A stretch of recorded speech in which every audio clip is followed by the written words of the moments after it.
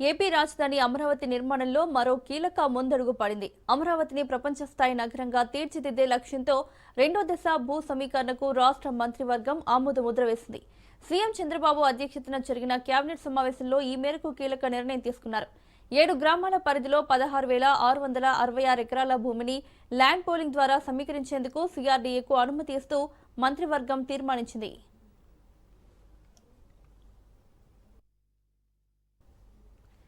ప్రభుత్వ భూమితో కలిపి మొత్తంగా 20,000 ఎకరాలకు పైగా భూమిని సమీకరించాలని ప్రభుత్వం లక్ష్యంగా పెట్టుకున్నట్లు తెలుస్తోంది.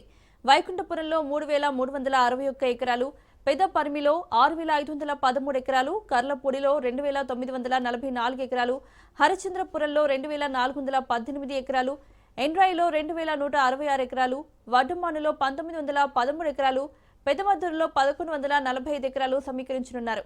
ఈ 16,666 ఎకరాలతో పాటు ప్రభుత్వ అసైన్డ్ భూములను కలిపి మొత్తం 20,494 ఎకరాలు సేకరించేందుకు ప్రభుత్వం సిద్ధమవుతోంది.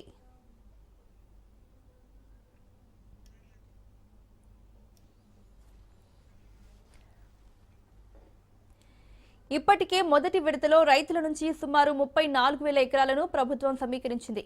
తాజాగా రెండో విడతలో మరో 20,000 ఎకరాలు సేకరించనున్నారు. వీటికి అదనంగా సుమారు 16,000 ఎకరాల ప్రభుత్వ భూమిని కూడా సీఆర్డీఏకు అప్పగించనున్నారు. దీంతో రాజధాని నిర్మాణం కోసం మొత్తం దాదాపు 70,000 ఎకరాల భూమి అందుబాటులోకి రానుంది.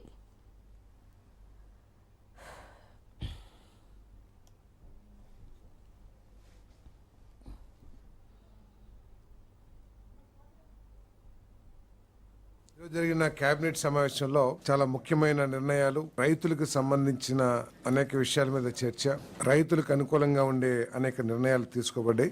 ఖరీఫ్ 2025-26 ధాన్యం సేకరణ కోసం అవసరమైన వర్కింగ్ క్యాపిటల్ ను నిబంధనలకు లోబడి ఎన్సీడీసీ నుండి ఏపీ మార్కెట్ ద్వారా 5,000 కోట్ల తాజా వర్కింగ్ క్యాపిటల్ రుణాన్ని పొందేందుకు ప్రభుత్వ హామీతో పాటు ఇప్పటి వరకు ఇచ్చిన మంజూరులకు అదనంగా ఈ మొత్తాన్ని ఏపీఎస్సీఎస్సీఎల్ కు ఇంటర్ కార్పొరేట్ రుణంగా బదిలీ చేసేందుకు 26/11/2028 జారీ చేసిన ఉత్తర్వుల జీవోఎంఎస్ నెంబర్ 60ను ఆమోదించే ప్రతిపాదనకు రాష్ట్ర మంత్రి మండలి ఆమోదం తెలిపింది. దేశంలో ఎక్కడ లేని విధంగా రాష్ట్రంలో ధాన్యాన్ని సేకరించే కార్యక్రమాన్ని, సేకరించిన ధాన్యానికి అత్యంత వీలైన తక్కువ సమయంలో రైతులకి చెల్లింపు చేస్తున్న ప్రభుత్వం ఈ కూటమి ప్రభుత్వం చంద్రబాబు నాయుడు గారి నాయకత్వంలో లక్షల మంది రైతులకు 24 గంటలు 48 గంటల్లో సేకరించిన ధాన్యానికి డబ్బులు చెల్లించిన ప్రభుత్వం ఆంధ్రప్రదేశ్ ప్రభుత్వాన్ని గర్వంగా